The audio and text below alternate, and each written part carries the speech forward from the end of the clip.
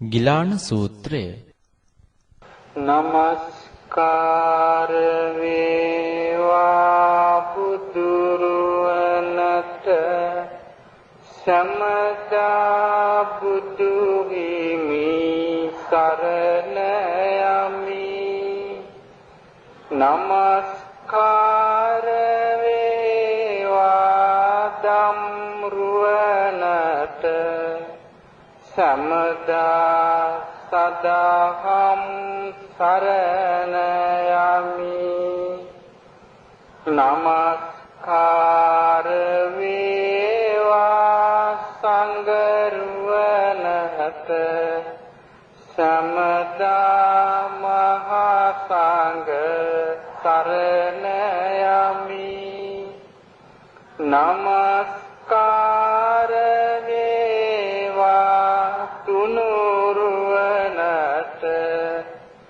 සමදා තිසරණ සරණ යමි. සාදු සාදු. මේ දේශනේ නම ගිලාන සූත්‍රය. මේක සංයුත්ත නිකායේ සෝතාපට්ටි සංයුත්තේ තියෙන. ඒ කාලේ භාග්‍යවත් බුදුරජාණන් වහන්සේ වැඩ සිටියේ කිඹුල්වත්පුර ශාක්‍යයන්ගේ ජනපදයේ නිග්‍රෝධාරාමයේ කියන විහාරය. වස් කාලයේ අවසන් වෙලා භාග්‍යවත් බුදුරජාණන් වහන්සේ චාරිකාවේ වඩින්න සූදානම්. කාලය අවසන් වෙලා බුදුරජාණන් වහන්සේ දැන් මේ විහාරස්ථානය අතහැරලා පයින් වඩින්න සූදානම්. ඉතින් හැතැක්ම දහස් ගාණක් ගම හරහා නියම්ගම් නගර හරහා උන්වහන්සේ පයින් වඩිනවා. උන්වහන්සේගේ අරමුණ හැම වෙන සෑම කෙනෙකුටම මේ ජීවිතය ගැන කියලා දීලා දුකින් නිදහස් කරන්න. ඒකට තමයි චාරිකාවේ වඩින්නේ. ඉතින් මහානාම කියන ශාක්‍යයා බුදුරජාණන් වහන්සේගේ සහෝදරයෙක් වෙනා මෙයා මහානාම ආරංචි නයාට බුදුරජාණන් වහන්සේ වස් කාලය අවසන් කළා. උන්වහන්සේ දැන් වඩින්න යන්නේ කියලා ආරංචි වෙලා උන්වහන්සේ හොයාගෙන ගියා. ගිහින් කිව්ව භාග්‍ය බුදුරජාණන් වහන්සේ අපිට දැනගන්න ලැබුණා බුදුරජාණන් වහන්සේ දැන් මේ විහාරස්ථානෙ දාලා චාරිකාවේ වඩින්න හදනවා කියලා. භාග්‍යවතුන් වහන්සේගෙන් මම මේ ඒ නිසා භාග්‍යවතුන් වහන්සේගෙන් කාරණයක් දැනගන්නයි මේ අහන්නේ. භාග්‍ය බුදුරජාණන් වහන්සේ ගිහි ජීවිතේ ගත කරන ප්‍රඥාවන්ත ශ්‍රාවකයා. ලෙඩ වුණාම මරණාසන්න වුණාම ඒ ප්‍රඥාවන්ත ශ්‍රාවකයාට තවත් ප්‍රඥාවන්ත කෙනෙක් අනුශාසනා කළ යුත්තේ කොහොමද කියලා අහුවා. අය කොහොමද ගිහි ජීවිතය ගත කරන කෙනෙක් නිකන් කෙනෙක්ද? නිකන් ශ්‍රාවකයෙක්ද? ප්‍රඥාවන්ත ශ්‍රාවකයෙක්. ප්‍රඥාවන්ත ශ්‍රාවකයා කියන්නේ මාර්ගයේ වඩන කෙනෙක්. මේ ප්‍රඥාවන්ත ශ්‍රාවකයා ඥානවන්ත කෙනා, බුද්ධිමත් කෙනා ලෙඩ වෙච්ච වෙලාවට, මරණාසන්න වෙච්ච වෙලාවට, රෝගී වෙච්ච වෙලාවට ළඟට ඇවිදින් ඒ වගේ ප්‍රඥාවන්ත කෙනෙක් අනුශාසනා කළ යුත්තේ කොහොමද කියලා අහුවා.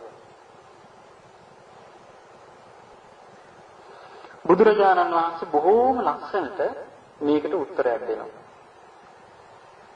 දැන් මේ ප්‍රශ්නේ අපි සියලු දෙනාටම අදාළ එකක්. අපිත් ලෙඩ වෙන වෙලාව හොයන්න බෑ. අපි ඔත්පොළ වෙන වෙලාව හොයන්න බෑ. අපි මරණයටපත් වෙන සූදානම් වෙන වෙලාව අපි දන්නේ නැහැ. ඉතින් මේ වෙලාව ආවහම අපි වාසය කරන කෙනෙක් අපි ළඟට ඇවිල්ලා කුමක්ද කිය යුත්තේ? මේ සූත්‍රයේ තියෙන එක. එහෙම නැත්නම් අසනීප වෙලා මරණාසන්න වෙච්ච කෙනෙක් ළඟට අපි ගිහින් කිය යුත්තේ කුමක්ද?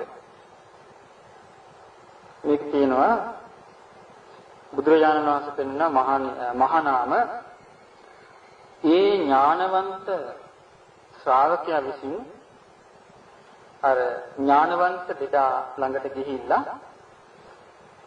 හිත හදන්න ඕන කියනවා. අස්සසන්න ඕනේ. අස්සසිල්ලක් ලබා දෙන්න ඕනේ. හිත හදන්න ඕනේ. අස්සසිල්ලක් ලබා දෙන කරුණු හතරෙන් අස්සසිල්ලක් ඇති කරන්න ඕන. බලමු අස්සසිල්ල ලබා දෙන කරුණු හතර මොකක්ද කියලා. මේකේ බුදුරජාණන් වහන්සේ වදාළ අස්සසිල්ල, සමසිල්ල, හිත හදාගන්න හේතු වෙන කරුණු හතරෙන් එයාගේ හිත සනසන්න ඕනේ ලෙඩ වෙච්ච වෙලාවට. මරණාසන්න වෙච්ච වෙලාවට. මේකේ තියෙන සනසන හැටි. කොහොමද? එයා ළඟට ගිහින් අහනවලු මෙන්න මෙහෙම. පින්වත ඔබ ඒ බුදුරජාණන් වහන්සේ ගැන කොහොමද හිතාගෙන හිටියේ? දැන් ඔබ ඥානවන්ත ශ්‍රාවකයෙක්. ඔබ දන්නවන්නේ ඒ බුදුරජාණන් වහන්සේ අරහත් කියලා. ඔබ දන්නවන්නේ මේ බුදුරජාණන් වහන්සේ සම්මා සම්බුද්දයි කියලා. ඔබ දන්නවන්නේ මේ බුදුරජාණන් වහන්සේ විද්‍යාචරණ සම්පන්නයි කියලා. ඔබ දන්නවන්නේ මේ බුදුරජාණන් වහන්සේ සුගත කියලා. ඔබ දන්නවන්නේ බුදුරජාණන් වහන්සේ මේ ලෝකවිදූ කියලා. ඔබ දන්නවන්නේ මේ බුදුරජාණන් වහන්සේ අනුත්තර පුරුෂ ධම්මසාරති සත්තා දේවනුසාරණ කියලා. ඉතින් මේ භාග්‍යවත් බුදුරජාණන් වහන්සේ ගැන ඔබ කොච්චර හිතුවද? ඉතින් ඔබ තුල බුදුරජාණන් වහන්සේ කෙරෙහි පුදුමාකාර විශ්වාසයක්, පුදුමාකාර පැහැදීමක් තිබ්බ නේද කියලා අහනවා. අයවා මෙයා කියනවා භාග්‍ය බුදුරජාණන් වහන්සේ ගැන මගේ පුදුම පැහැදීමක් තියෙනවා. ඒක තමයි පළවෙනි අස්වැසිලිදායක කරුණ. ඉතින් කියන ඔබට කොච්චර සතුටු වෙන්න පුළුවන්ද? ඔබ අචල විශ්වාසයකට ඇවිල්ලා තියෙනවානේ ඒ බුදුරජාණන් වහන්සේ ගැන. ඒ නිසා ඔබ සිත හදාගන්න හරි ලස්සනට කියනවා මේක කියලා.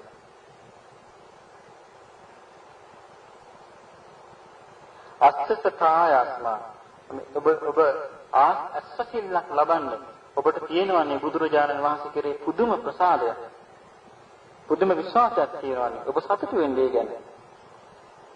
කියලා කියනකොට ඒ ලෙඩ වෙච්ච කෙනා ධර්මයේ වඩන කෙනෙක්නේ. එයා කියනවා ඔව් මම සතුටුයි. මට හරි සතුටුයි ඒ ගැන. මම නොසෙල්ලෙන විශ්වාසයක ඉන්නවා කියලා. ඊළඟට අහනවලු ඒ ශ්‍රාවකයා ඒ වගේම ඔබට සතුටු වෙන්න තව කොච්චර දේවල් තියෙනවද? ඔබ ඒ සද්ධර්මය ඒ බුදුරජාණන් වහන්සේ වදාළ ධර්මයේ මනාකොට දේශනා කරපු එකක් කියලා ඔබ පිළිගන්නවනේ. ඒ ශ්‍රී සද්ධර්මය මේ ජීවිතේදී දකින්න පුළුවන් කියලා ඔබ පිළිගන්නවනේ. ඒ ශ්‍රී සද්ධර්මය ඇවිත් බලන්න කියන්න පුළුවන් කියලා පිළිගන්නවනේ. ඒ ශ්‍රී සද්ධර්මයේ සියලුම කාලවලට පොදුයි කියලා පිළිගන්නවනේ. බුද්ධිමත් මිනිස්සු විසින් දකින ධර්මයේ ඔබ දැන් දරාගෙන ඉන්නවනේ. ඉතින් ඔබ ඒ බුදුරජාණන් වහන්සේගේ ධර්මය කෙරෙහි තේරුම් අරගෙන පුදුම පැහැදීමකින් ඉන්නේ. ඉතින් මේ ගැන ඔබට කොච්චර සැනසෙන්න පුළුවන්ද කියලා අර ලෙඩ වෙච්ච කෙනාගෙන් අහන්න කියනවා.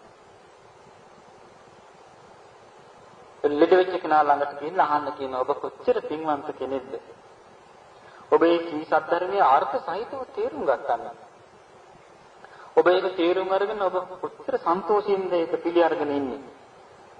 ඒ නිසා ඔබ ඒ ගැන හිතලා සතුටු වෙන්න මේ ලෙඩ ගැන හිතන්න එපා. කියලා එයා යල්ලියට ධර්ම මානසිකාරයට යොදවනවා. ඊළඟට අහනවා ඊළඟ කාරණේ දැන් බලන්න ඔබ බුදුරජාණන් වහන්සේගේ ශ්‍රාවක අපි ඔක්කොම බුදුහාමුදුරන්ගේ ශ්‍රාවකයෝ. ඔබ පිළිගන්නවන්නේ බුදුරජාණන් වහන්සේගේ ශ්‍රාවකයා රාග දේශ මොහ නැසන ආර්ය අෂ්ටාංගික මාර්ගයේ ගමන් කරන සුපටිපන්න කෙනෙක් කියලා. බුදුරජාණන් වහන්සේගේ ශ්‍රාවකෙක් නම් යමෙක් ඒ ශ්‍රාවක තැනැත්තා සුපටිපන්න කෙනෙක් කියලා ඔබ පිළිගන්නවනේ. එතකොට මේ ලෙඩ වෙච්ච කෙනා කියන ඔව් මම පිළිගන්නවා බුදුහාමුදුරන්ගේ ශ්‍රාවකෙක් සුපටිපන්න කියලා. ඉතින් ඔබත් බුදුහාමුදුරන්ගේ ශ්‍රාවකෙක් නේ. ඔබත් මේ ධර්මයේ හැසිරෙන්නේ. ඊළඟට ඔබ පිළිගන්නවන්නේ බුදුරජාණන් වහන්සේගේ ශ්‍රාවකයා ඍජු ප්‍රතිපදාවක් තියෙන. ආර්ය මාර්ගයේ ගැන ඍජු ප්‍රතිපදාවක් තියෙන කෙනෙක් කියලා ඔබ පිළිගන්නවනේ. ඔව් මම පිළිගන්නවා. බුදුරජාණන් වහන්සේගේ ශ්‍රාවකයෙක් එහෙම කෙනෙක් කියලා. එතකොට ඔබ පිළිගන්නවනේ බුදුරජාණන් වහන්සේගේ ශ්‍රාවකයා මේ ධර්මයේ අවබෝධ කිරීමේ ප්‍රතිපදාවෙන් යුක්තයි කියලා. ඔව් මම පිළිගන්නවා බුදුහාමුදුරන්ගේ ශ්‍රාවකයා ධර්මයේ අවබෝධ කිරීමේ ප්‍රතිපදාවෙන් යුක්තයි කියලා.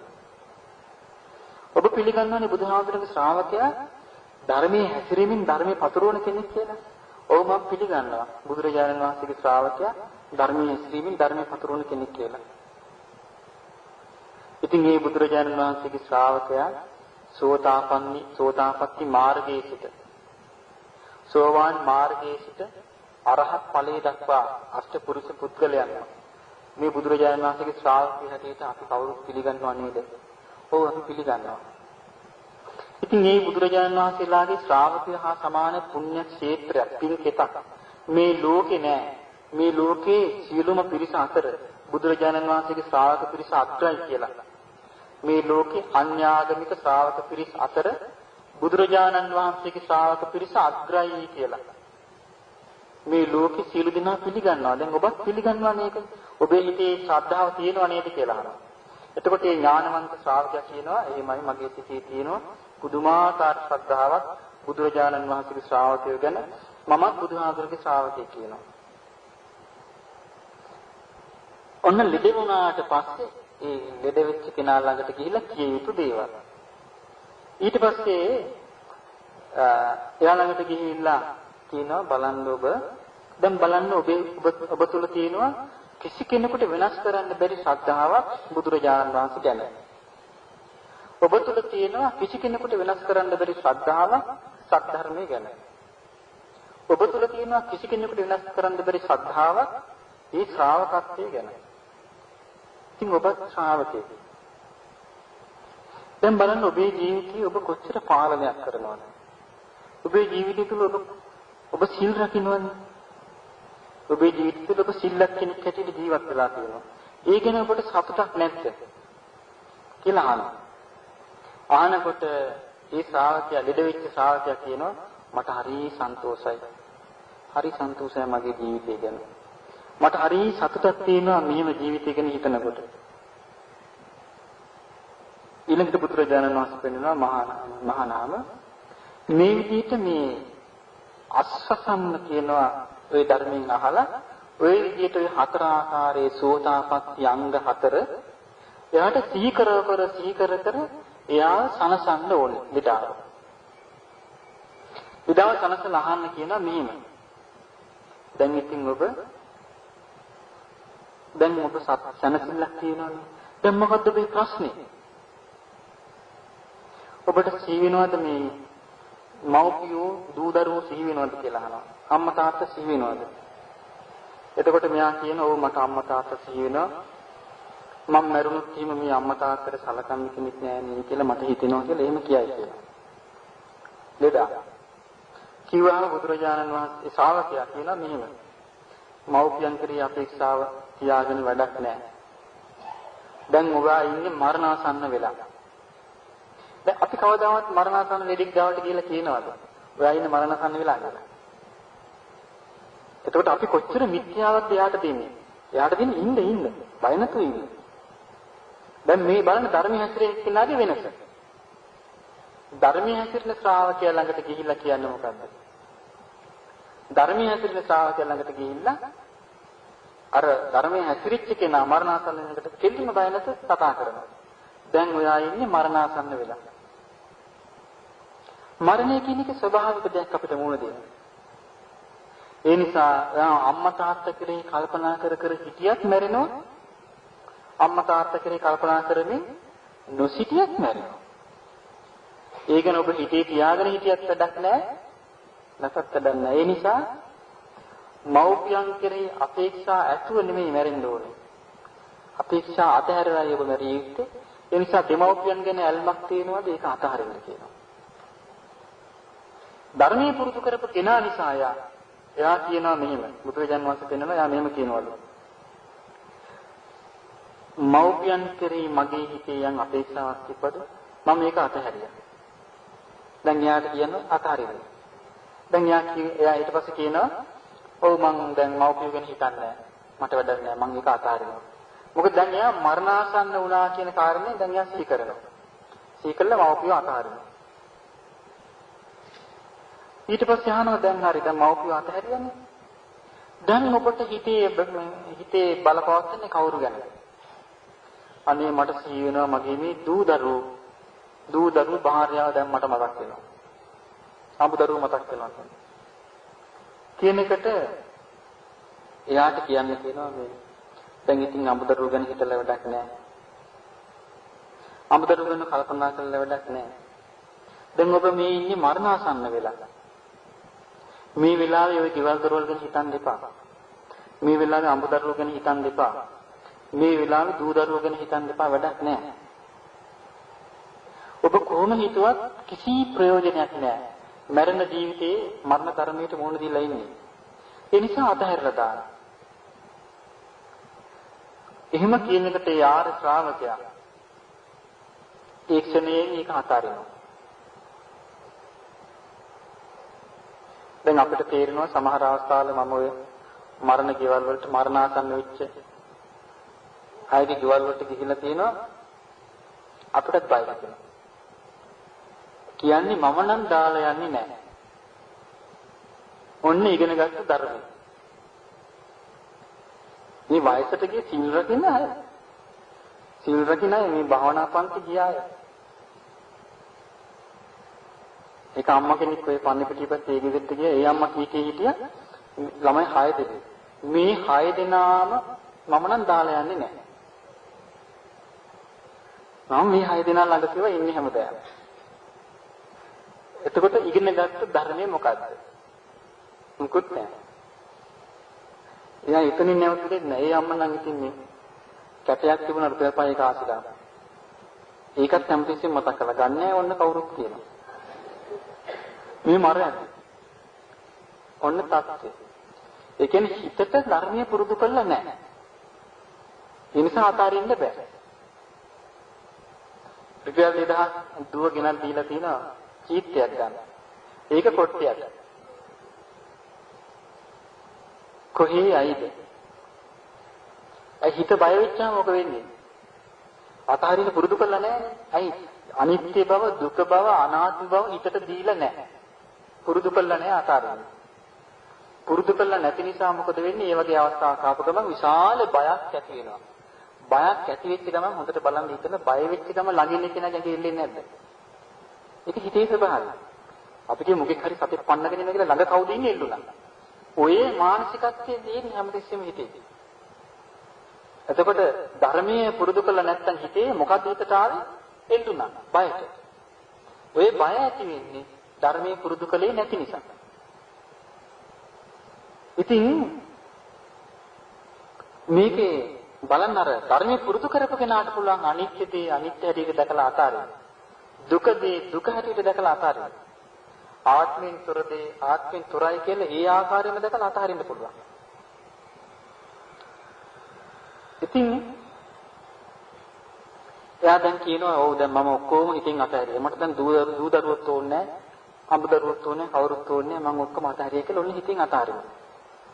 දැන් මේක කරන්න පුළුවන් ධර්මයේ හැසිරෙන දෙන්නෙකුට විතරයි. ධර්මයේ හැසිරෙන කෙනෙක් මරණාසන්න වෙලා ධර්මයේ හැසිරෙන කෙනෙක් ළඟ ඉඳගෙන මේක කරන්න. ධර්මයේ හැසිරෙන්නේ නැති කෙනෙක් ළඟ තියාගත්තොත් බයන්නයි. ධර්මයේ හැසිරෙන්නේ නැති කෙනෙක් හිටියොත් මොකද්ද කියන්නේ? දාලා යන්න එපෝ කියන. පොඩි අය නම් අම්මේ මොකද මේ කරන්නේ? ඇයි අම්මේ දාලා යන්නේ කියලා ඔහොම කෑ ගහනවා. ඒ වෙලාවට එයා පාලනයක් නැහැ. එයා කන්ට්‍රෝල් නැහැ. අයි අර දැක්කම බය වෙලා බදාගෙන අඬාගෙන මේ කඳුළු වගුරුවගෙන පාදාලා යන්න අපිට මොකද වෙන්නේ කියලා කෑ ගැහුවට පස්සේ මොකද වෙන්නේ? තවත් බය වෙනවා. බයල තවත් දුකටපත් වෙනවා. අනේ මම මේ ළමයි දාලා මං ගියොත් මොකද වෙන්නේ කියලා. ඊට පස්සේ මොකද වෙන්නේ? ඊළඟ කොහෙර ගෙයි මුල්ලක ඉන්නවා. ඊට පස්සේ බයිනවා දරුවම මෙන්න මැරිලා තියෙන කරදරේ කියලා. එහෙම වෙනවා කොච්චර? බලන්නේ මේ මනුස්ස ජීවිතේ කොච්චර පහත් තත්යකට පත් කර ගන්නවද? මනුස්ස ජීවිතේ කොච්චර දියුණුවක් කරා යන්න පුළුවන් ජීවිතයක්ද? මේ මනුස්ස ජීවිතේ කොච්චර ප්‍රයෝජන ගන්න පුළුවන් එකක්ද? ඉතින් මේක කියනවා ඒ ශ්‍රාවක හිතනවා ඔව් දැන් මට කිසි යල්මක් නැහැ. දරුවෝ ගැන මට කිසි යල්මක් නැහැ මං අතහැරියා. ඊළඟට අහනවා දැන් බලන්න ප්‍රශ්නේ පළල් කර අහනවා.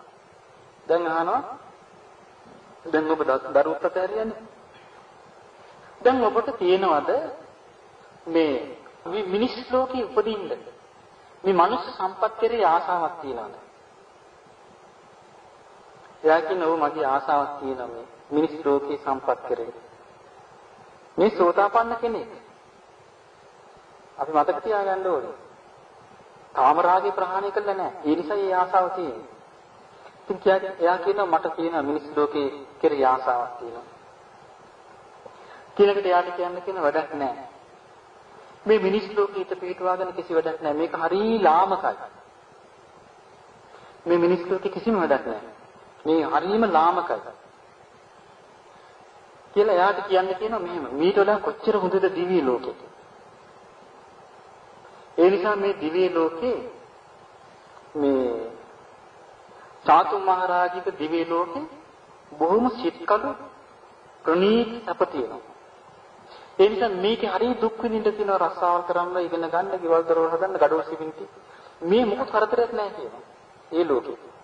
ඒ නිසා මේ ලෝකේ වැඩක් නැහැ. ඒ නිසා මේ චාතු මහරජිකේ චිත පිහිටුවා ගන්න කියලා කියනවා. කිව්වහම මේ ලෙඩා මොකද කරන්නේ? ලෙඩා හිතනවා හරි. මං එන මනුස්ස ලෝකේ ආසාව අතාරිනවා. මං එන දිව්‍ය ලෝකෙ චිත පිහිටුවා ගන්නවා කියලා දිව්‍ය ලෝකෙ චිත පිහිටුවා ගන්නවා. දිව්‍ය ලෝකෙ චිත පිහිටුවා ගන්නකොට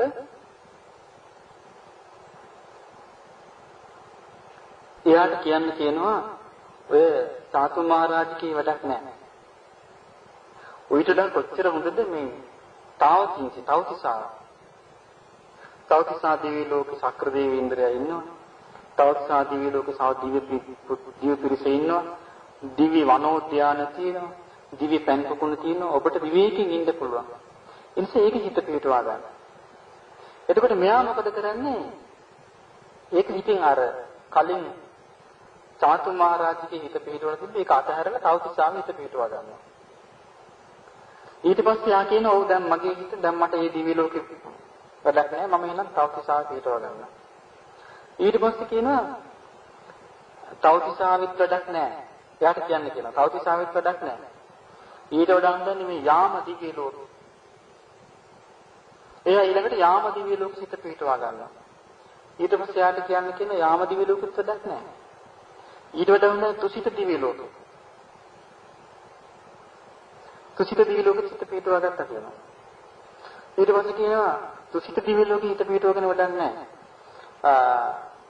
නිර්මාණ රති පරිනිර්මිත වසවත්ති මේ උසස්ම කාම සුඛ තියෙන දිව්‍ය ලෝකෙ හිත පිටවා ගන්න කියනවා.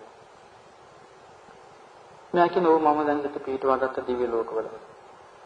ඊට පස්සේ එයාට කියනවා මේ වැඩක් නැහැ. කාම ලෝකෙන්නේ සිත පිටවගෙන වැඩක් නැහැ. මේ කාමයෝ නිස්සාර එකක්. මේ කාමයෝ සිහිනයක් වගේ. මේ කාමයේ මස්කටල්ලක් වගේ. මේ කාමයේ ගිනියඟුරු වලක් වගේ. මේ හරි දුක් සහිතයි. ඒ නිසා මේ කාම ලෝකෙ සිත පිටවාගෙන වැඩක් නැහැ. මීට වඩා කොච්චර හොඳද මේ විරාගී බඹලෝ. ඒ නිසා මේ කාම ලෝකයේ කෙරේ තියෙන ආසාව අතහැරලා දාන්න. මේ දිවි ලෝකවලට එන්න ඕනේ නැහැ. කිසි වැඩක් නැහැ. ඒ නිසා මේ දිවි ලෝකවල තියෙන මේ සීනින් ගෑස් හොඳක් වගේ තියෙන මේ දිවි ලෝක වැඩක් නැහැ. මේක අතහරින්න. මීට වඩා කොච්චර හොඳද බඹලෝ. බඹලෝ සිත පිටවා ගන්න කියලා කියනවා. කිව්වහම ඒ ශ්‍රාවකයා මොකද කරන්නේ? කියන හරි දැන් මම හිතින් අතහැරිය. මම දැන් බඹලුව සිත පිටවා ගත්තා කියලා බඹලුව සිත පිටවා ගත්තා. ඊට පස්සේ යාට කියනවා ඒ ශ්‍රාවකයා කියන්නේ කියන වැඩක් නැහැ. ඔය බඹලුව හැදෙන්නේ හිතේ. දැන් යාට කියනවා දැන් බලන්න ඔය ඔක්කොම හැදුනේ හිතේනේ. ඒ ඔක්කොම දෙවල් හැදුනේ හිතේ. මේ හිතේ හැදුනේ සංස්කාරයක්. මේ සංස්කාරය අල්ලන්න එපා. මේ ඔක්කොම මම මාගේ මට අයිති කියන හැඟීම ඔස්සේ වර්ධනය වෙච්ච දේවල්. ඔබ දන්නවනේ මේවා මම නෙවෙයි, මගේ නෙවෙයි, මගේ ආත්ම නෙවෙයි කියලා. ඒ නිසා ඔබ මේ හිතේ සකස් වෙච්ච මේ රූපය කෙරේ, මේ වේදනාව කෙරේ, මේ සංඥාව, මේ සංස්කාර, මේ විඥානය කෙරේ කලකිරිලා මේක අතාරින්න. මේ මම මාගේ මට අයිති කියන අදහස නිරුද්ධ කරලා දාන්න කියලා කියනවා. දැන් මෙයාගේ හිතේ අර මරණාසන්න මොහොතත් එක්ක බලන්න හිතේ ක්‍රියාකාරීත්වය කොච්චර ප්‍රබලද කියලා.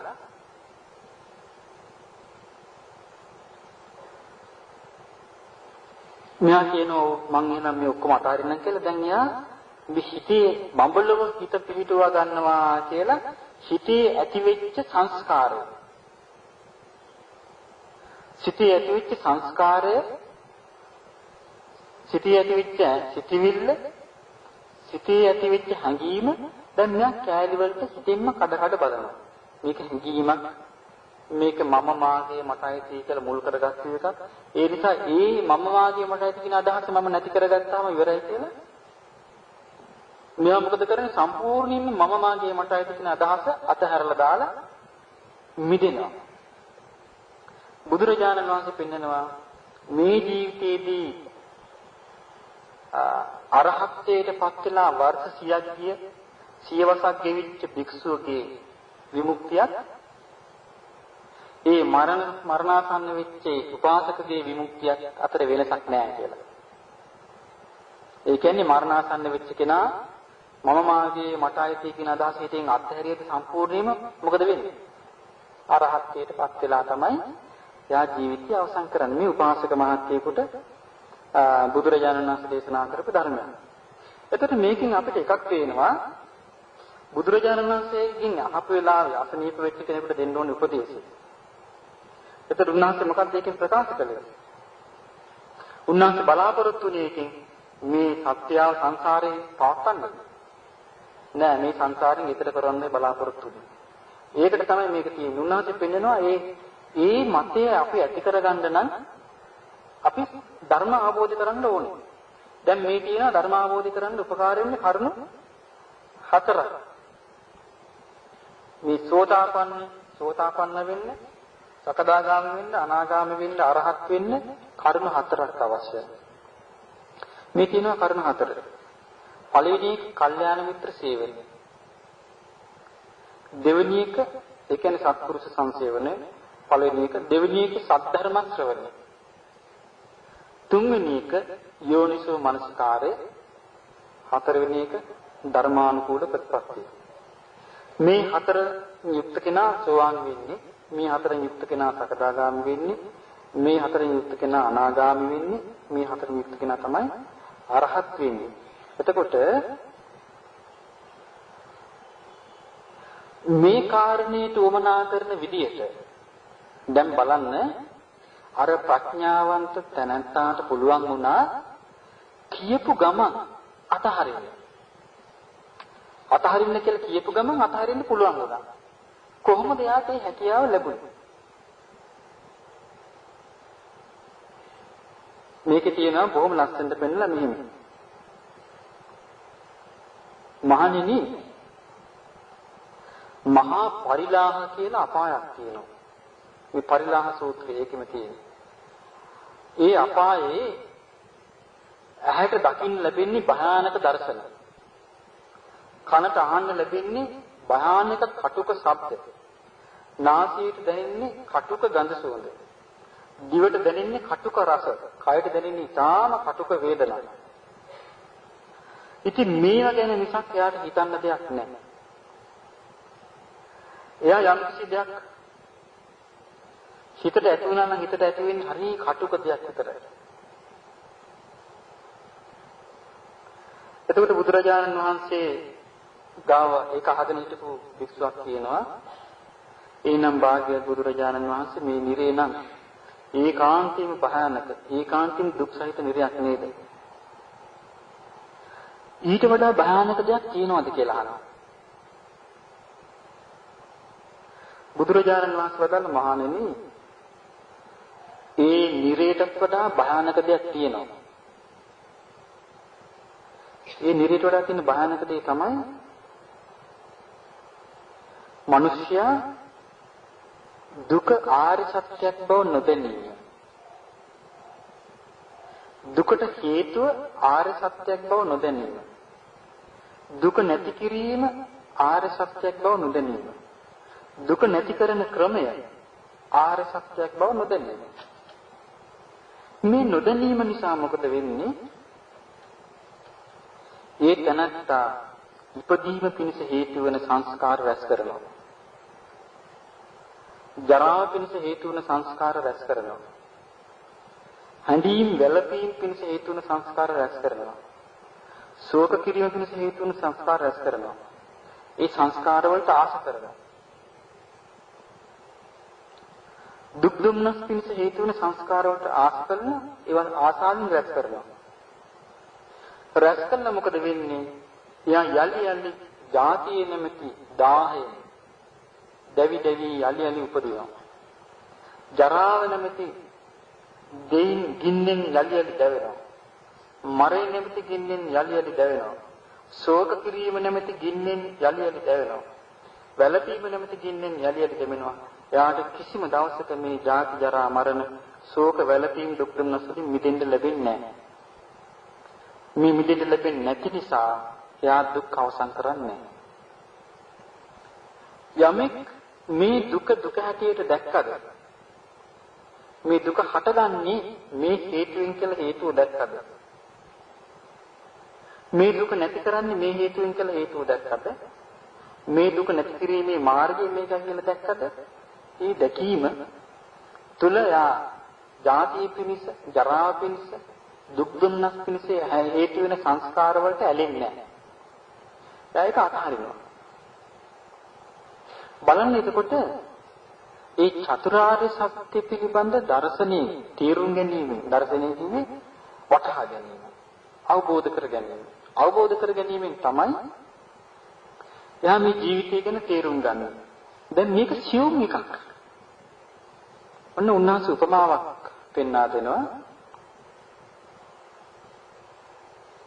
ආනන්ද හාමුදුරුවෝ පිඬුසිඟා වඩිද්දී විශාලා මහනුවර ඒගොල්ලෝ දැක්ක මේ ලිච්ඡවි කුමාරවරු යුද්ධ පුහුණු වෙනවා. ලිච්ඡවි කුමාරවරු ඊතල වලින් විදිනවා. දැක්ක ඊටාම සියුම් සිදුරු වලට ඊතලෙන් විදිනවා. එතකොට බුදුරජාණන් වහන්සේ ගාවට ගිහිල්ලා ආනන්ද හාමුදුරුවෝ කියනවා ස්වාමීනි මම උදේ පිඬුසිඟා වඩිද්දී දැක්ක මේ ශිල්ප ශාලාවේ මේ දුනු ශිල්පේ පුරුදු වෙන ලිච්ඡවි කුමාරවරු බොහෝම සියුම් විදියට සිදුරු වලින් යන විදියට මේ දුන්නෙන් විදිනවා. දැකලා මට හිතුණා මේ ලිච්ඡවි කුමාරවරු හරියම දක්ෂ විදියට මේක පුරුදු වෙලානේ කියලා. එතකොට බුදුරජාණන් වහන්සේ අහනවා මේ ආනන්ද ඕකද ඊටා දුෂ්කර එහෙම නැත්නම් අස්ලෝමයක් අරගෙන ඒ අස්ලෝමය 100ට පළලා අස්ලෝමය 100ට පළලා ඒකට තවත් අස්ලෝමයකින් විදින එකද දුෂ්කර ඕකද කියලා අහනවා. එතකොට ආනන්ද හාමුදුරුවෝ ප්‍රකාශ කරනවා භාග්‍යවත් බුදුරජාණන් වහන්සේ අස්ලෝමයක් 100ට පළලා ඒකට විදින එක තියෙනවා අමාරු. ආනන්දේ ඊටත් වඩා අමාරුයි මේ චතුරාර්ය සත්‍ය අවබෝධ කිරීම. ඒ කියන්නේ ඒකට එච්චරම අපට චින්තනය හසුරවන්න ඕන. අනෙකෙනෙක් තමයි බුදුරජාණන් වහන්සේ පෙන්වන්නේ මහණෙනි මේ ලෝකේ ඉරත් හඳත් එකම නැත්තම් මොකද මේ අඳුර? භාග්‍ය බුදුරජාණන් වහන්සේ ඒකනම් ඒකාන්තයෙන්ම භයානක අන්ධකාරයක් කියන ඉරත් හොඳක් නැත්තම්. බුදුරජාණන් වහන්සේ වදාළ නෑ මහණෙනි.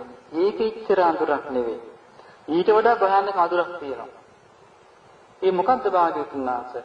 යමෙක් චතුරාර්ය සත්‍ය නොදනී නම් ඒක තමයි කියන ලොකුම අන්ධකාරය. එහෙමනම් මේ අන්ධකාරයෙන් නිදහස් වීම පිණිස අපි චතුරාර්ය සත්‍ය අපේ ජීවිතවලට ගල්පගෙන තියෙන්න ඕනේ. ආර්ය සත්‍ය කියලා කියන්නේ වෙනස් වෙන්නේ නැහැ කියන එක. වෙනස් වෙන්නේ නැති ක්‍රියාවලියක්. ඒ කියන්නේ ඒක કૃතිම විදියකට නැති කරන්න බෑ. ඒක අවබෝධ කිරීමක් කරලා තමයි නැති කරන්න තියෙන්නේ. බුදුරජාණන් වහන්සේ පෙන්වා දෙනවා දුක ආර්ය සත්‍යයක්. මේ දුකට අයිති මොන කොටසද? කියන්න පුළුවන් නම් මේ පින්වත් පිරිස දුකට අයිති ඇස, කන, නාසය, දිව, කය, සිත. ඊළඟට දුකට අයිති ඇහැට පේන රූප, කනට ඇහෙන ශබ්ද, නාසයට දැනෙන ගඳ සුවඳ, දිවට දැනෙන රස, කයට දැනෙන පහස, සිතට සිතෙන දේ. ඊළඟට දුකට අයිති ඇහි හටගන්න සිත චක්කු විඥාන, කනේ හටගන්න සිත සෝත විඥාන, දිවේ හටගන්න සිත જીවහා විඥාන, කයේ හටගන්න සිත කාය විඥාන, හිතේ හටගන්න සිත මනෝ විඥාන. අයිති දුකට. මේ ඔක්කොම අරමුණු එකතු වෙනවා. ස්පර්ශය. ඒකයි දුකට. ස්පර්ශයක් නිසා මේවෙන් විඳීමක් තියෙනවා. ඒකත් අයිති දුකට. විඳින දේ තමයි අපි හඳුනගන්නේ. ඒකත් අයිති දුකට. හඳුනගන්න දේ තුල තමයි කර්ම රැස් වෙන්නේ. කර්ම. ඒකත් අයිති දුකට. දැන් මේ කියපු ඔක්කොම මොකක්ද? පටිච්ච සමුප්පාදය.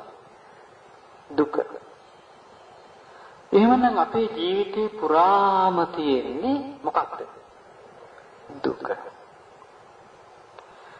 මේ සකස් වීම මේ ලෝකෙත් තියෙනවා, පරලොවක් තියෙනවා, වෙන ලෝකෙක තියෙනවා, තමා තුලක් තියෙනවා, අනුන් තුලක් තියෙනවා, දුර ඉන්න කෙනා තුලක් තියෙනවා, ළඟ ඉන්න කෙනා තුලක් තියෙනවා, හැමතැනම තියෙනවා. එහෙනම් තියෙන්නේ මොකද්ද? දුක.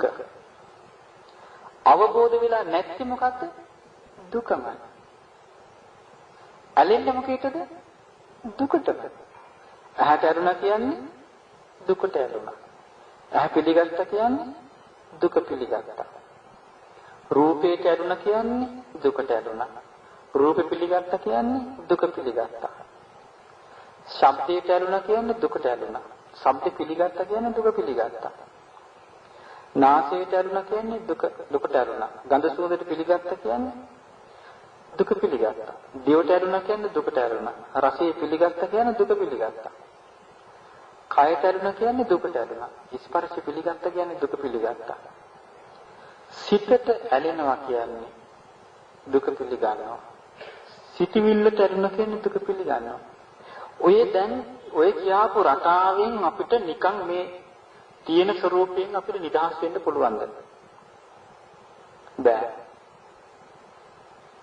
අපිට මේ ඇහෙන්, කනෙන්, නාසයෙන්, දිවෙන්, කයෙන්, සිතෙන් මට දුක එපා කියලා නිදහස් වෙන්න පුළුවන්ද? බෑ. ඇයි බැරි?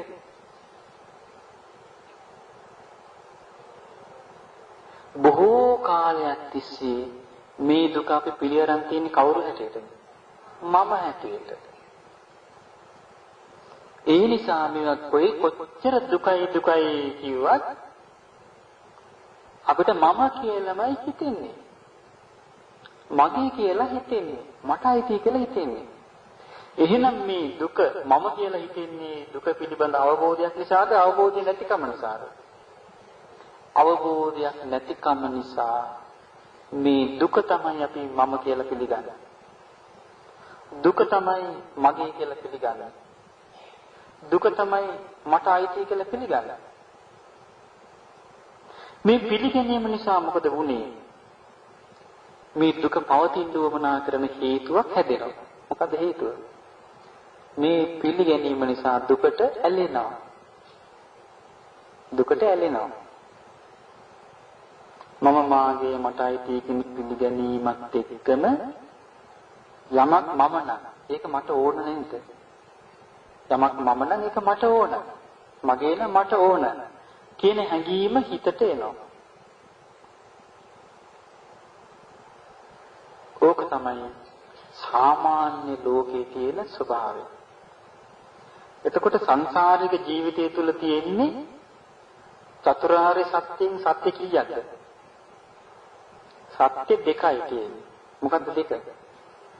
දුකත් සමුදයත් විතරයි. සමුදය කියන්නේ දුකේ හට ගැනීම. දුකේ සකස් වීම. දුක සකස් වෙන්න මූලික වෙච්ච දේ. ඔය දෙකෙන් තමයි අපි ඉපදුනේ. ඔය දෙක තියෙන නිසා. තවදුරටත් අපි ඉපදුනොත් ඉපදින්නේ ඔය දෙක තියෙන නිසා. බුදුරජාණන් වහන්සේ පෙන්වා දෙනවා මොකද්ද? ඒ දුක හැදෙන්න හේතු වෙච්ච කාරණය. හේතු වෙන දේ නැති කරන්න පුළුවන්.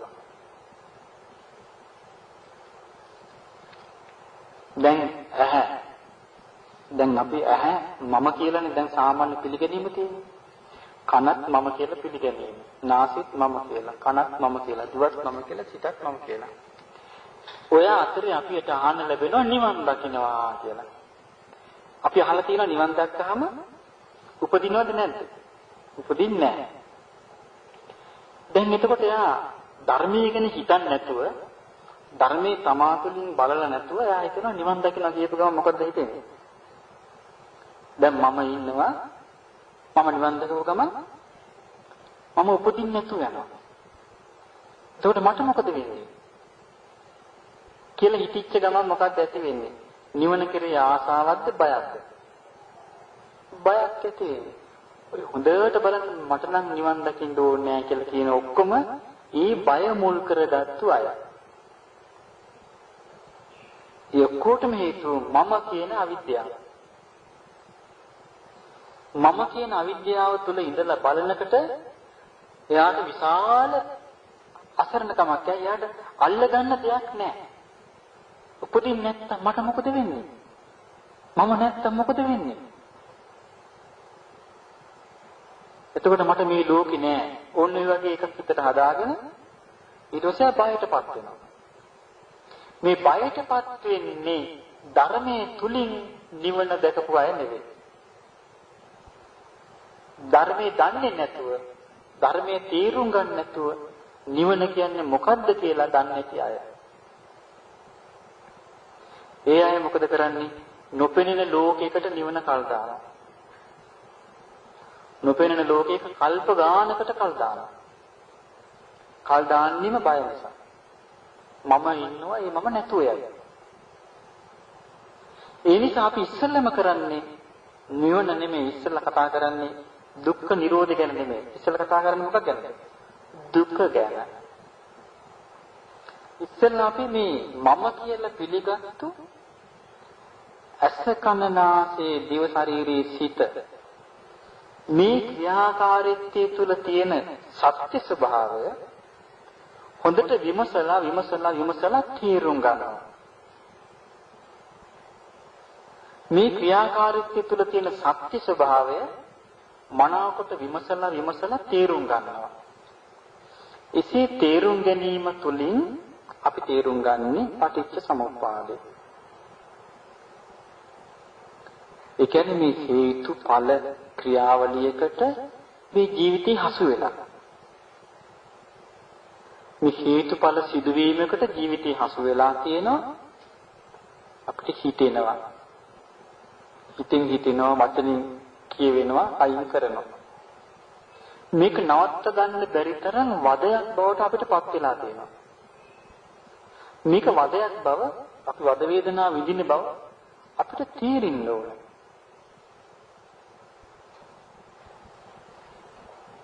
දැන් හිතලා බලන්න අපිට ඕනේ කියමු ඔන්න අපි අඳට යනවා නිදා ගන්න. නිදා ගන්න ගිය වෙලාවට නිින්ද යන්නේ නැත්තම් ඒක සැපක්ද දුකක්ද? ඒ නිසා මේ ස්වභාවයෙන් පවතින සිත අපි හැමතිස්සෙම තේරුම් ගන්න ඕනේ. බුදුරජාණන් වහන්සේ පෙන්වා දෙන්නේ ඒකයි. මේ දුක පිළිබඳ අපි තේරුම් ගන්න ඕනේ ඉස්සෙල්ලා. තේරුම් ගන්න කොහොමද? මේවා සදාවටම මමද කියලා මොකද කරන්නේ අපි? රූපේ ඇහෙන් රූපයක් දකින්නේ කොහොමද? කන ශබ්දේ කනෙන් ශබ්දය ඇහෙන්නේ කොහොමද? නාසය ගඳ සුවඳ ඒක දැනෙන්නේ කොහොමද? දිව රස ඒක සිතට සම්බන්ධ වෙන්නේ කොහොමද? කය පහස ඒක සිතින් දැනගන්නේ කොහොමද? සිතට සිතුවිල්ලක් ආවම මොකද වෙන්නේ? මේ ඔක්කොම ක්‍රියාකාරීත්වය විමසන්න ගන්න. දැන් එතකොට අපි විමසන්නේ බාහිර ලෝකෙ ගැනද තමන් ගැනද?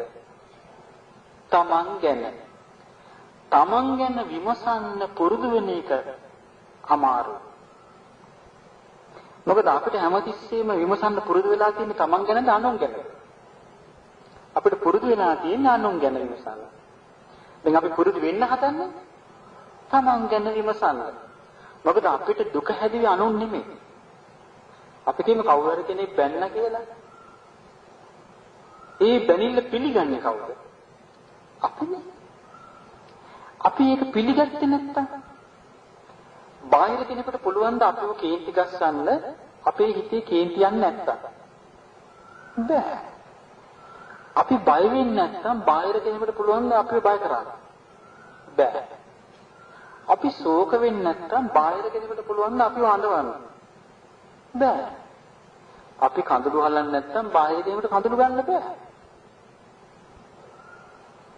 අපි තැති ගන්න නැත්තම් බාහිර කෙනෙකුට තැති ගන්නවන්න බෑ. අපි මුලා වෙන්නේ නැත්තම් බාහිර කෙනෙකුට මුලා කරන්න බෑ. එහෙනම් මේකේ තියෙන්නේ බාහිර කෙනෙකුකින් ඇති වෙන ප්‍රශ්නයක්ද අභ්‍යන්තරික වශයෙන් ඇති වෙච්ච එකක්ද? අභ්‍යන්තරික වශයෙන් ඇති වෙච්ච එකක්.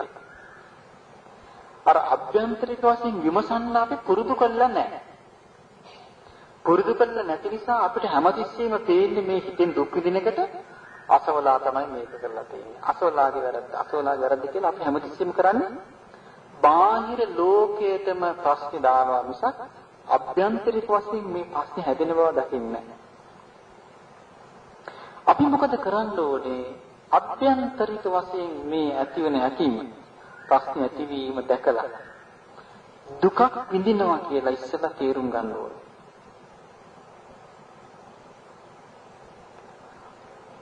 ඒ තේරුම් අරගෙන තමයි බලන්නේ ඇයි මේ දුකක් මෙහෙම විඳින්න හේතුව.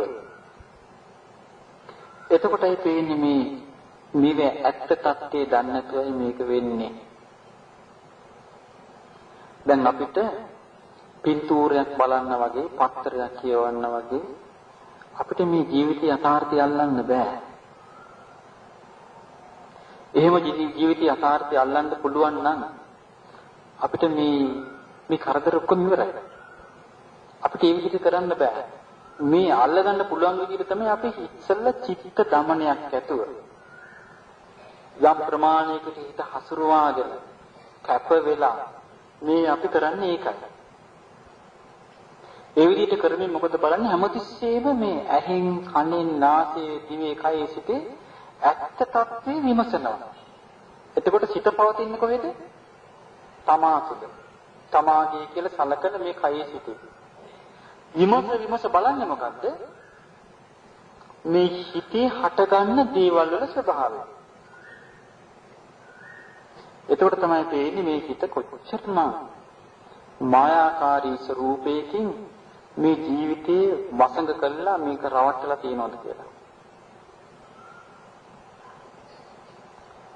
ඒ කියන්නේ යන්තම් හරි නොසැලකිලිමත් තුනොත් අත. යන්තම් කියන හිතේ කෙලෙසුන් ගැන හිතේ ක්‍රියාකාරීත්වයෙන් යන්තම් හරි නොසැලකිලිමත් තුනොත් අපේ සතුරෙක් බොහෝම ඇඟැලුම්කම් පාගෙන අපේ ගෙදරට රිංගලා ගේ පාලනය අල්ලනවා වගේ එකක් තමයි වෙන්නේ. අපි අපේ හිතේ ඇතිවෙන අකුසල ධර්ම ගැන අපි සැලකිලිමත් වුණේ නැත්නම් අපි කියමු ඔන්න හතුරෙක්. දැන් හතුරෙකුට ඕනේ ගෙට රිංගන්න. ඉතින් මේ හතුරා එන්නේ ගෙට රිංගන්න එන හතුරෙක් නිකන් එන්නේ. hina වේගෙන දන් අඳුනන කෙනෙක් වගේ තමයි එන්නේ. දන් අඳුනන කෙනෙක් වගේ ගෙදරට තෑගි භෝග අරගෙන ආවොත් අපි හතුරෙක්. අපි මොකද කරන්නේ? දැන් අපි නොසැලකිලිමත්. අපි හතුරු ඉන්නවා කියලා දන්නේ නැහැ. අපි හතුරු ඉන්නවා කියලා පිළිගන්නේ නැහැ. මොකද අපි කරන්නේ? තෑගි භෝග අරගෙන එයා ගේන දේවල් අරගෙන එයාව පිළිගන්නවා. ඊට පස්සේ හතුරා මොකද කරන්නේ? අපි ප්‍රමාද වෙන හැම පාරමී හතුර ප්‍රයෝජනෙ ගන්න නැද්ද? ඒකෙන් ප්‍රයෝජනෙ ගන්නවා. අරගෙන මේ හතුරා විසින් සම්පූර්ණයෙන්ම අපේ ජීවිතය විනාශ කරනවා. ඔන්න ඔය ක්‍රමයට තමයි අපේ හිතේ අකුසල ධර්ම ඇති වෙන්නේ. අපේ හිතේ අකුසල ධර්මයක් ඇති වෙනකොට සාමාන්‍ය හිතක ස්වરૂපේ තමයි අපි ඒක ගණන් ගන්නෑ. ගණන් ගන්න නැති වුණාම හරියට මේ සතුරෙක් ගෙට ආවා වගේ. ඊට පස්සේ ටික මේ අකුසල ධර්මයේ බලවත් වුණාට පස්සේ මොකද වෙන්නේ? අපි වැඩ කරන්නේ අපිට ඕන හැටියට දර අකුසලයට ඕන හැටියට. අකුසලයට ඕන හැටියට. අකුසලයට ඕන හැටියට ඒක කළා නැති වුණාට පස්සේ ඉතුරු වෙන්නේ සැපද දුකද? අන්තිමට නිකන් හිස් දෙයක් තමයි ඉතුරු වෙන්නේ. වැඩක් නැති දෙයක්. මේ ක්‍රියාකාරීත්වය තමයි අපි මේ දන්නේ ඉතිහාසය තුළ කරලා තියෙන්නේ. මේ ක්‍රියාකාරීත්වයෙන් නිදහස් වෙන්න නම් අපි හැමතිස්සෙම මේ හිතේ ස්වභාවය හඳුනාගන්න. හිතේ ක්‍රියාකාරීත්වයේ විමස බලන්න ඕනේ. බලන්නේ කොහොමද මෙතන සිද්ධ වෙන්නේ සිදුවීම් මාලාවක්. මෙතන සිද්ධ වෙන්නේ සිදුවීම් මාලාවක්. සිදුවීම් මාලාවක් මෙතන සිද්ධ වෙන්නේ. ඇයින් රූපයක් දකිනකොට ඒ දැකපු රූපය ඔස්සේ චේතනාව ක්‍රියාත්මක වීම මේක ධර්මතාවයක්. කනෙන් ශබ්දයක් අහනකොට ඒ ආපු ශබ්දය ඔස්සේ චේතනාව ක්‍රියාත්මක වෙන්නේ මේක ස්වභාවික දෙයක්. නමුත් මේ ස්වභාවික දේ සකස් වෙලා තියෙන්නේ පෝෂණය වීම පිණිස. ඒ නිසා මේක පෝෂණය වෙන්න දෙන්නේ නැහැ කියලා හිතාමතා අපි වෙනස් කරන්න ඕනේ. ඒ හිතාමතා අපි වෙනස් කරගන්න පුරුදු වෙනකොට මොකද වෙන්නේ? අපිට විමසන ශක්තිය වැඩි වෙනවා. අපි ඉස්සර ගණන් ගන්නේ නැහැ හිතට යමක් ඇති වුණාම. දැන් කරන්නේ ගණන් ගන්නවා. අපි හිතට යමක් ඇති වුණාම ඒක නෝනින් විමසලා බලනවා. ඒක බෙදලා බලනවා. ඒක පෝෂණය වෙන්න දෙන්නේ නැහැ. ඒක ඇත්ත විමසනවා. එහෙම විමසන්න මොකද වෙන්නේ? මේ හිතේ ක්‍රියාකාරීත්වය අපිට වැහෙනවද පැහැදිලි වෙනවද? පැහැදිලි වෙන්න පටන් ගන්නවා. පැහැදිලි වෙන්න මොකද වෙන්නේ? අපිට තේරෙනවා මේ හිතේ සකස් වෙන්නේම දුකක්. මේ හිතේ සකස් වෙන්නේම අනිත්‍ය දෙයක්. මේ හිතේ සකස් වෙන්නේම දුක් දෙයක්. මේ සකස් වෙන්නේ මේ හිතේ මම කියලා සලකන්න බැරි දෙයක්. මගේ කියලා සලකන්න බැරි දෙයක්. මට අයිති කියලා සලකන්න බැරි දෙයක්. මෙන්න මේ කාරණය තේරුම් යාමත් එක්ක හොඳට තේරුම් ගන්න පුළුවන් වෙනවා. මේ සකස් වීම තියෙන තවත් එකක් එක්ක බැඳිලා. මොකද දුක හැමතිස්සෙම සකස් වෙන්නේ හේතුවක් එක්ක බැඳිලා.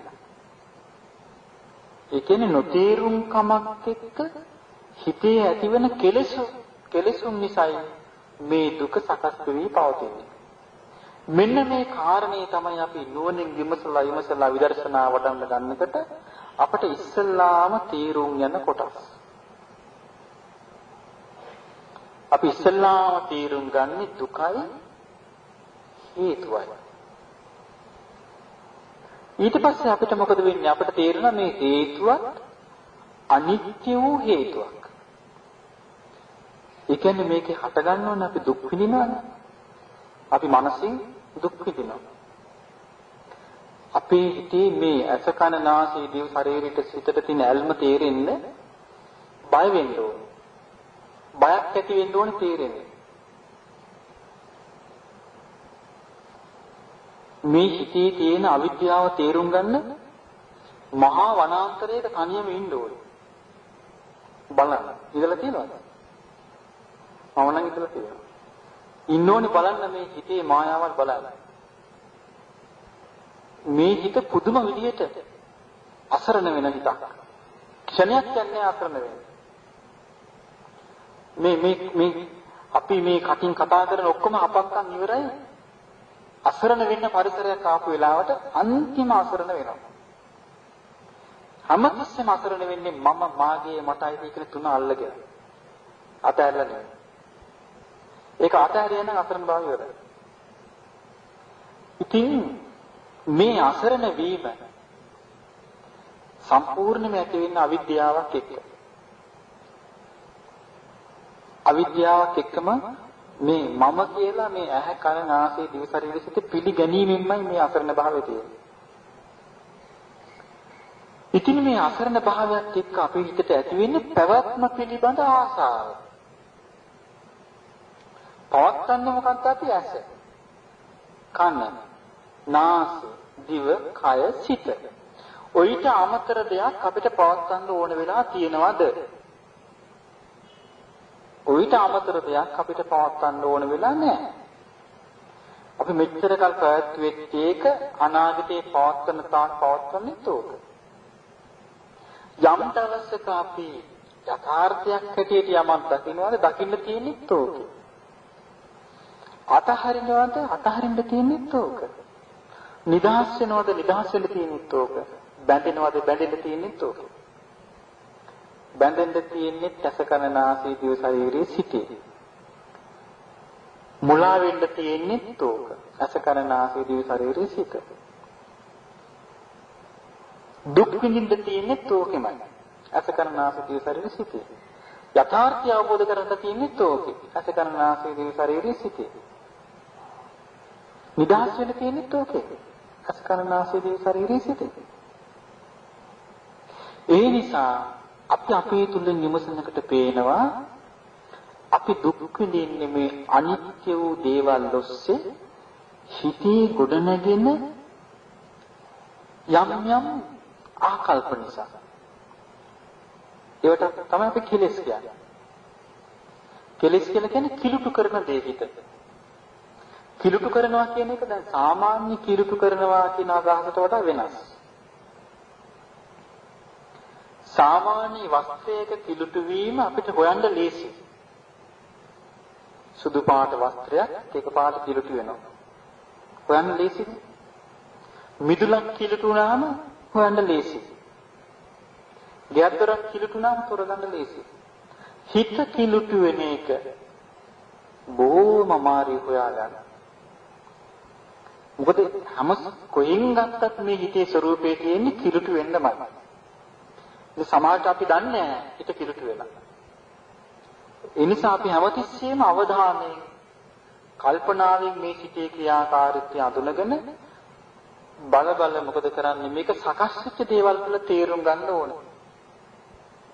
තේරුම් අරගෙන මේ දුකේ ක්‍රියාකාරීත්වය පවත්වන්න මේ අපි හිස් දෙයක් කරගෙන යන්නේ. මේ හිස් දේ දිගටම පවත්වනවද නැත්නම් මේක ඉක්මනට අවසන් කරනවද කියන එක තේරෙන්නේ අපිට අපේ කල්පනා ශක්තිය පළල් වෙච්ච ප්‍රමාණයට. අපිට තේරුණාම මොකද කරන්නේ මේ හේතු සකස් කරන එක අපි නැති කර ගන්නවා. නැති කරන්නේ කොහොමද? උන්වහන්සේ පෙන්වලා තියෙන්නේ තණ්හාව ප්‍රහාණය කරන්න තියෙන්නේ. තණ්හාවේ ස්වභාවය භවය හදන එක. භවය හදනවා කියලා කියන්නේ විපාක පිණිස කර්ම හදනවා. ඒක නවත්තන්න ඕනේ. ඒ සඳහා කරන්න තියෙන්නේ මේ මුලා වෙන ගතිය නැති කරන්න ඕනේ. මුලාව අවිද්‍යාවනේ. අවිද්‍යාව නැති කරන්න විද්‍යාව පහළ කරගන්න ඕනේ. විද්‍යාව පහළ කරගත්තාම විමුක්තිය තණ්හාවෙ නිදහස් වෙනවා.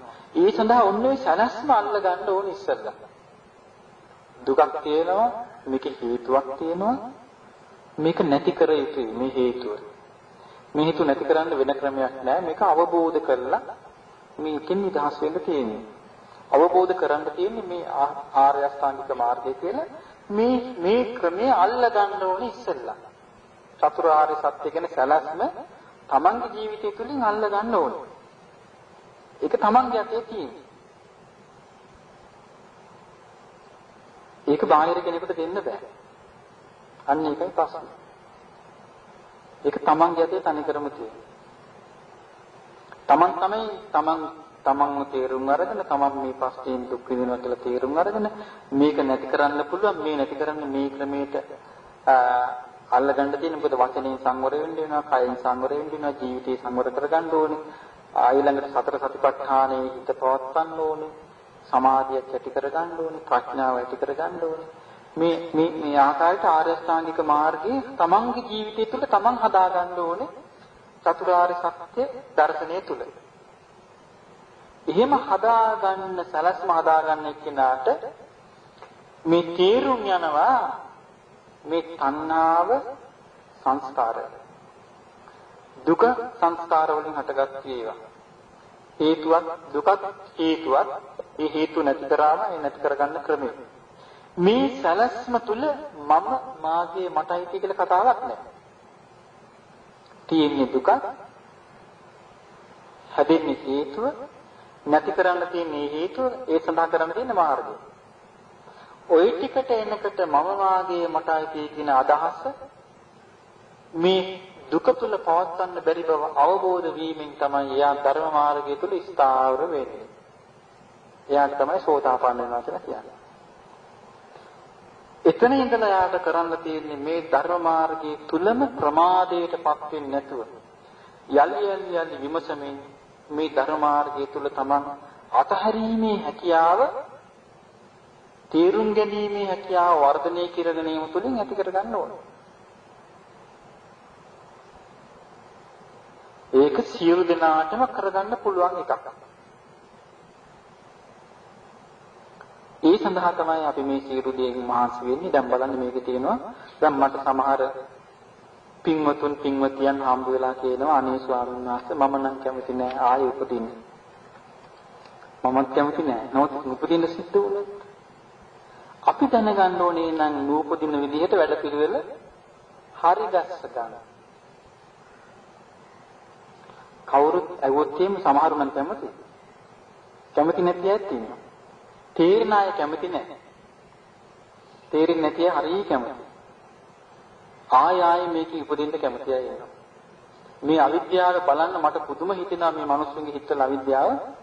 ඒක අම්මා කෙනෙක් මට හම්බුණා ලාදුරු හැදිච්ච අම්මා කෙනෙක්.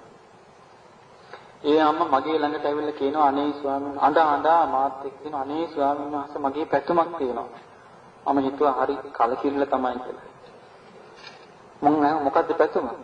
මට ඊළඟ ආත්මෙත් මේ දෙමාපියෝ මේ සහෝදරයෙක් එක පවුලේ උපදින්න. මට ඔය අවිද්‍යාව නැසන්න පුළුවන් ද ලීසි? ලීසින් නැසන්න බෑ ඔය අවිද්‍යාව.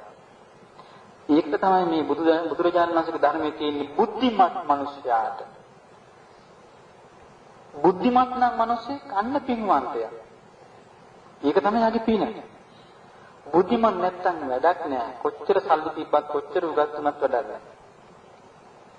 බුද්ධිමත් නම් එයා තමයි පින්වන්තයා. එයාට පුළුවන් කල්පනා කරලා කරගෙන ජීවිතය ජය ගන්න. කවුරු සාධකයක්.